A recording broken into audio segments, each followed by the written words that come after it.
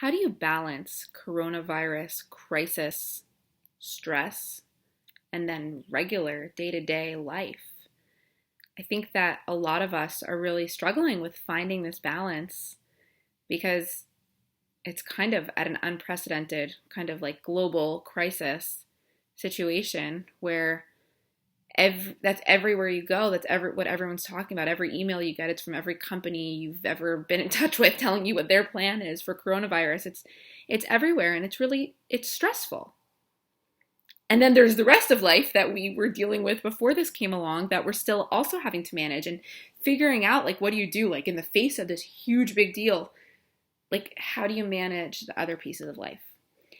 And I think that everyone's going to have their own journey with this, their own way of finding that balance.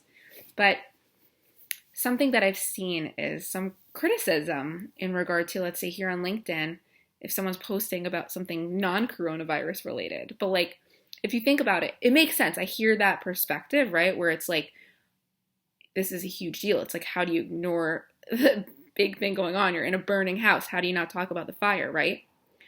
But it's not exactly like a burning house. And there are other things going on, and there are other things that need to get done. So I think that it's okay. I think that ultimately people are not going to be coming on LinkedIn just to see more coronavirus news, right? There's still other pieces of them that will need to be filled, right? People are still going to be trying to figure out stuff with their businesses. From a mental health standpoint, people are still going to be struggling with anxiety, maybe even more so, other mental health concerns, dealing with parenting. There's so many different pieces of life that are still going to keep going. And so I think that it's okay, give ourselves permission. If you are someone who posts here on LinkedIn, it's okay to post about something that doesn't have to do with coronavirus, because people still have needs other than finding out more information or perspectives about coronavirus.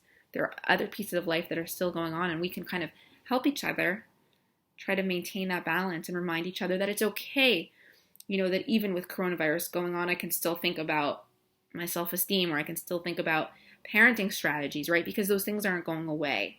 And it's probably healthier, it is healthier, to not spend all of our mind space thinking about the coronavirus. So I'd love to hear what your take is on this and how to find that balance.